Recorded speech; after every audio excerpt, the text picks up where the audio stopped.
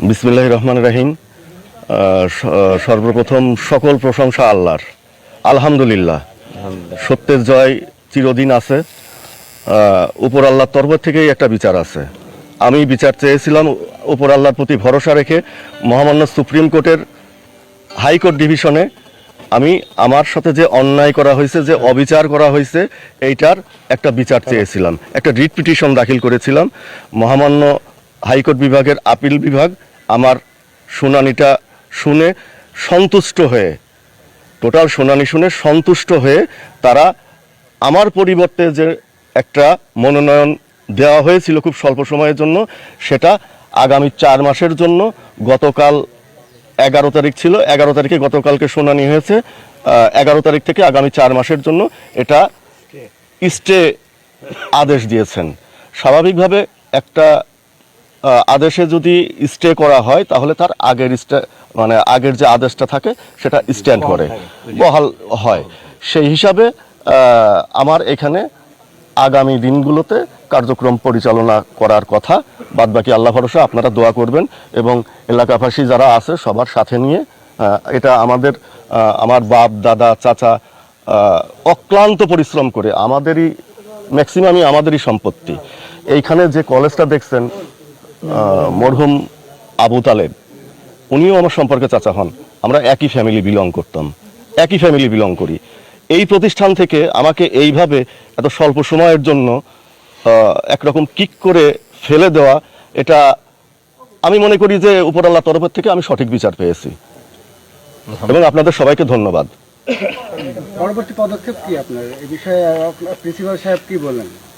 Principal সাহেব বললেন আইনগতভাবে, আইনি প্রক্রিয়ার মাধ্যমে যেটা হয় এবং ওই আগের যে আদেশটা আছে সেটাই বহাল থাকবে এবং উনি আমাকে সর্বাত্মক সহযোগিতা করার আশ্বাস দিয়েছেন। এবং আমিও আমার তরফের থেকে এবং আমার এলাকাবাসী যারা আছে, আমার ভাই ব্রাদার বা আমার আত্মীয় স্বজন বা অত্র এলাকার সিনিয়র জুনিয়র যারা আছে, সবাইকে সাথে নিয়ে, কোনো রাজনৈতিক মতাদর্শে না, দলবত নির্বিশেষে সবাইকে সাথে নিয়ে আমি এই কলেজটাকে সামনের দিকে এগিয়ে নিয়ে যেতে চাই এবং আপনাদের সবার সহযোগিতা চাই। আপনারা সবাই আমার জন্য দোয়া করবেন।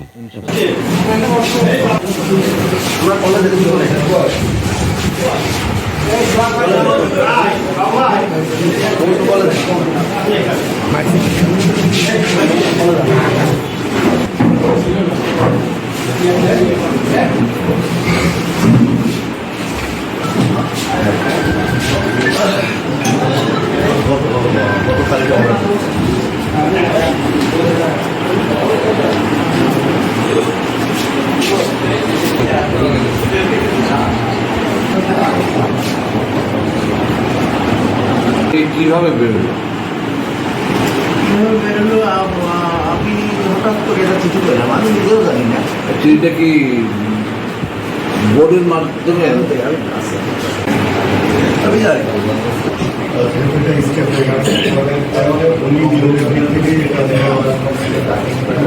ওনার যেদিনকে চিঠি আসছে সেদিন থেকে ওনার এবং এই 4 মাসের যে স্টে আছে এর মধ্যে উনি বসতে পারবেন না। আমি লিখে আমাদের কোনোদিন এরকম চিঠি হয় না যে একদম 4 মাসের জন্য আসে, তার বাদ দিয়ে আবার হঠাৎ করে চিঠি। এই আমাদের জানা জীবনের ইতিহাসে মাধ্যমিক ও উচ্চ মাধ্যমিক শিক্ষা বিভাগ, শিক্ষা মন্ত্রণালয়, বাংলাদেশ সচিবালয়, ঢাকা। ভাইস চ্যান্সেলর, জাতীয় বিশ্ববিদ্যালয় গাজীপুর, কলেজ পরিদর্শক, জাতীয় বিশ্ববিদ্যালয় গাজীপুর, জেলা প্রশাসক কুষ্টিয়া, উপজেলা নির্বাহী অফিসার খোকসা, অধ্যক্ষ সে যদি কিছু করে সেটা সে অ্যাকসেপ্ট করতে পারে, অবশ্যই। আর ওইটা না পর্যন্ত এটাই তাকে অ্যাকসেপ্ট করতে হবে। মহামান্য হাইকোর্টের এবং আরেকটা ব্যাপার,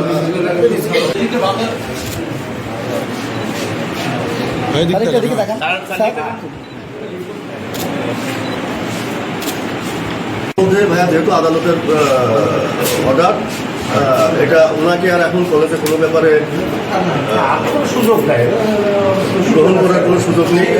আপনারা কলেজ কর্তৃপক্ষ যদি এরপরে যদি সুযোগ দেন তাহলে পারেন, আলটিমেটলি এটা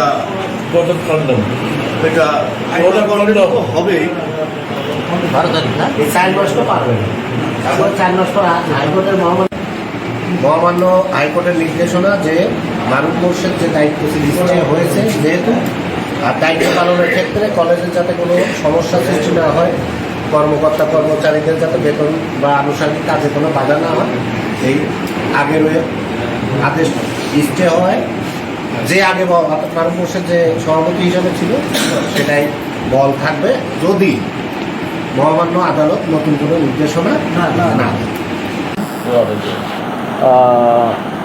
আমার রাজনৈতিক পট পরিবর্তনের পরে অ্যাডহক কমিটির সভাপতি হিসাবে আমাদের অত্যন্ত স্নেহধন্য ছোট ভাই জনাব মারুফ মোর্শেদ সভাপতি হয়ে আসে, কিন্তু কালের পরিক্রমায় দেখা যায় যে সকল নিয়ম নীতি ভঙ্গ করে মানে হঠাৎ করে আকাশ থেকে বাস পড়ার মতো একটা চিঠি আমাদের হাতে এসে পৌঁছায় এবং সেখানে আমরা দেখতে পারি যে জনাব সভাপতি পরিবর্তন হয়ে জনাব মোহাম্মদ আনিসুজ্জামানকে স্বল্প সময়ের 42 দিন মতো সময়ের জন্য তাকে সভাপতি নির্বাচিত হয়। এটা ছিল অনবরকৃত এবং অনাকাঙ্ক্ষিত। আমার মানে এই শিক্ষকতা জীবনের শেষের পর্যায়ে আমি কোনোদিন দেখি নাই যে এরকম কোনো মাত্র 40 দিন বাকি থাকতে এরকম কোনো চিঠি আসতে পারে। এটা হঠাৎ করেই ছিল, হয়তো বা এখানে আমাকেও দোষারোপ করা হয়েছে, কিন্তু আমি এর বিন্দু বিষয়ও কিছুই জানি না যে কীভাবে আসলো বা কীভাবে হলো। তো সেটা তারাই ভালো বলতে পারবে কীভাবে আসবে। তো সর্বশেষ আজকে আমরা একটা হাইকোর্টের একটা স্টে অর্ডার দেখতে পাচ্ছি। আসলে বাংলাদেশের নাগরিক হিসাবে সকল নাগরিকই কেউই আইনের ঊর্ধ্বে না। আমিও যেটা পেলাম ইনশাল্লাহ আমি অক্ষরে অক্ষরে সেটা প্রতিপালন করব, কারণ আমরা সকলেই আইনের পূজারী।